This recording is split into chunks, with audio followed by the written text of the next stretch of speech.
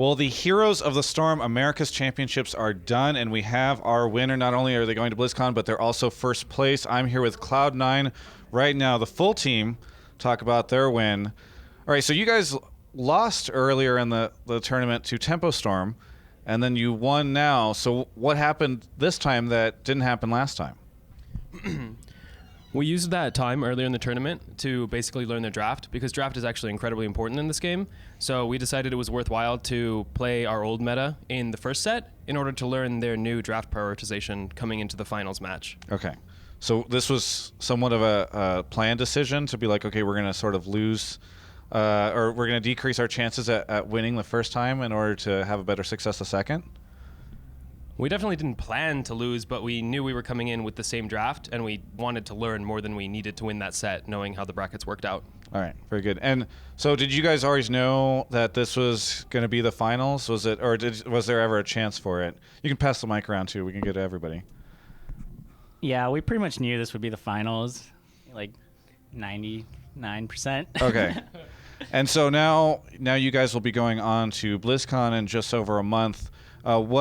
What are the chances of North America there? Because I know in a lot of esports, Korean teams seem to do very well. Is Heroes of the Storm going to be different? I think we actually have a pretty good chance of taking Worlds. Okay, very good. Well, that's a good chance then. How long have you guys all been playing just about? Because the game's only a little bit out from launch. So how far back did you guys play?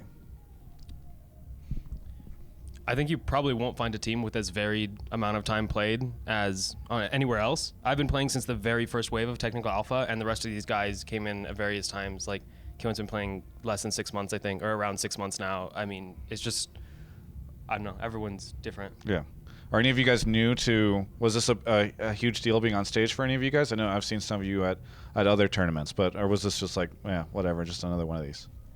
I think we learned at MGA that we actually feel really good on stage, which I'm happy about. I think you can't really tell when you put a roster together whether they'll have LAN jitters or not, and that's a really serious problem for some teams. But honestly, I feel like when the pressure's on us, we play really, really well on stage. So I'm happy about that. In that last set against Tempo Storm, were there any surprises that you guys had, or anything that they did where you either were like scared in a strange way or just kind of laughing, like, why did they do this? We can pass the mic around. I think we got all the surprises out of the way with the first set, but they changed their draft strategy halfway through our set, which is why there's the 2-0 swing halfway through. But we figured it out in the end. Yeah. Was there any kind of moment where, because it's very easy for people to kind of go on tilt or something like that, like, or, oh no, are we going to get reverse swept? Was there any moment of that, or did you guys feel kind of fine the entire time?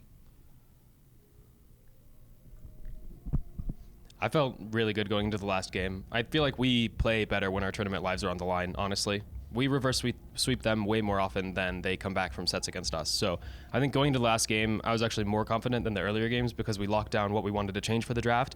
And with tournament lives on the line, everybody just plays so well on our team. Yeah. What was it like going into that map? Because I know that's a kind of unusual map. So was that a factor at all, or were you guys laughing, or? I don't know if we were laughing, but we know they don't like that map, but they had used up all the maps they do like.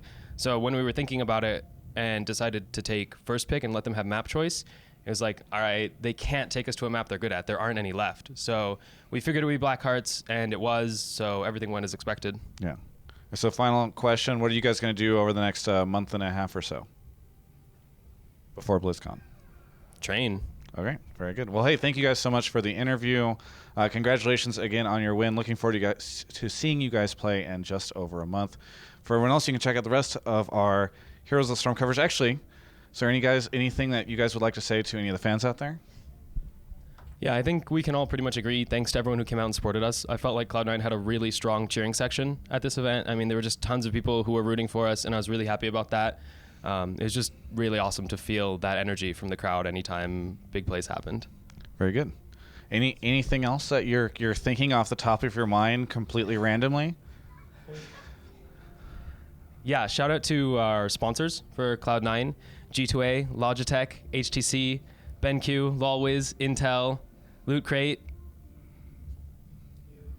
Zam and Alienware Yeah. for allowing us to chase our dreams. Hey, very good. I can't believe you have all those memorized. That was very impressive, guys. That was fantastic. Thank you guys so much for the interview. You can check out the rest of our coverage of all things Heroes of the Storm at GameSpot.com.